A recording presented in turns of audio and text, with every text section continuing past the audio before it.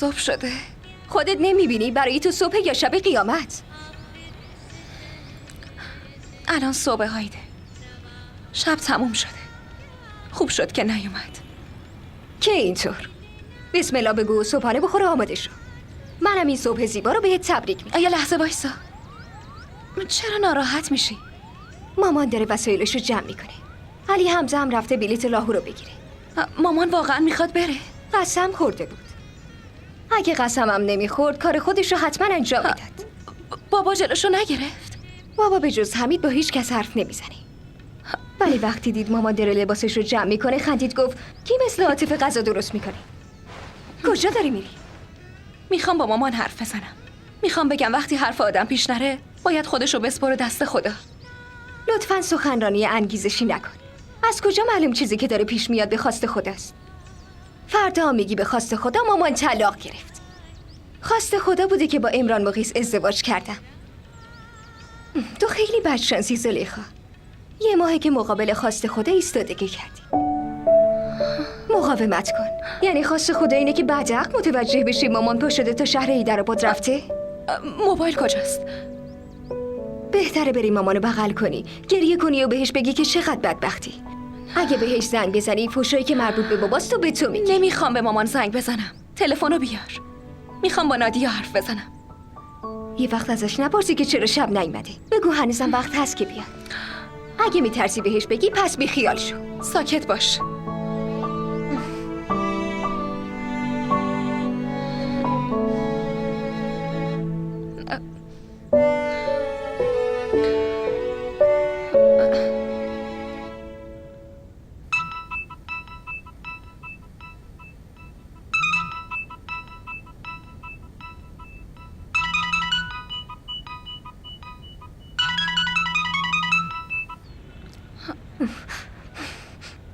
جواب نمیده. دوباره زنگ بزن، ممکنه موبایلش پیش کسی باشه. زود باش.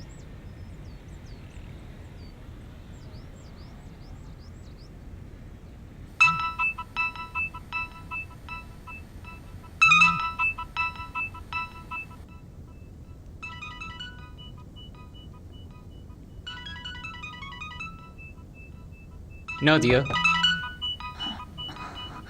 بله تاج. نادیا موبایلت داره زنگ میخوره. آره چک میکنم. باشه.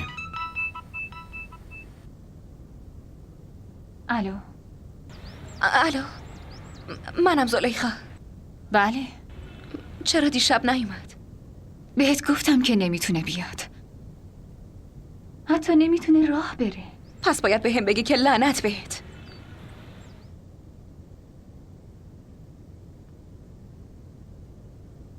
خب چی گفت؟ هیچی، انگار به هم لعنت فرستاد. معنیش چیه؟ میگه اون ترسو گفته نمیاد. گفته حتی راه هم نمیتونم برم.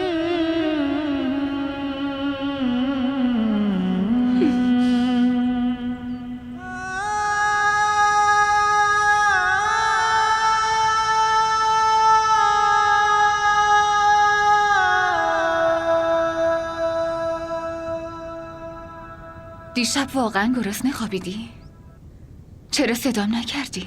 چون دوتامون گرسنه بودیم و تو هم غذا نخوردی. باشه یکم صبر کن برم برات صبحونه آماده کنم. نه یه لحظه. کی بود زنگ زد؟ به جون خودت قسم از اون روز دیگه با یوسف حرف نزدم. به هم زنگ نزده. این دفعه باید تو زنگ میزدی. اگه اینو میگفتی از شنیدنش خوشحال میشدم. زلیخا زنگ زده بود؟ تو هم بهش گفتی که اون نمیتونه بیاد. معنیش اینه که خیلی وقت پیش از عقدش با خبر بودی. از شنیدنش ترسیدی. فکر کردی که زلیخا عاشق یوسف میشه. نه کاملا اشتباه برداشت کردی.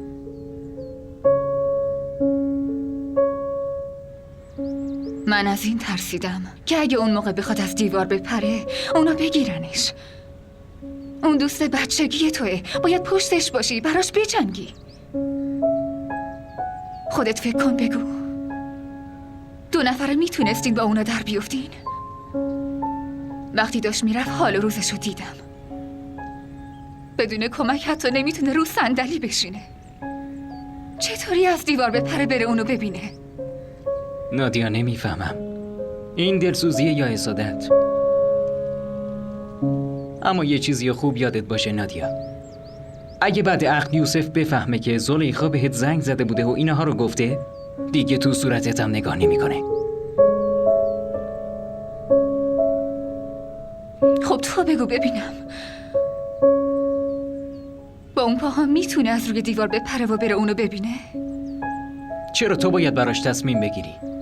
اونی باید تصمیم بگیره که عاشق شده. باید قبول کنی که اونم دیگه واقعا عاشق شده. وگرنه به پسری که تا دیروز ازش متنفر بود زنگ نمیزد کمک بخواد. کجا میری؟ میرم که اشتباهات تو رو جمع کنم. برم بهش بگم که اون زنگ زده. میل خودشه که بره یا نه.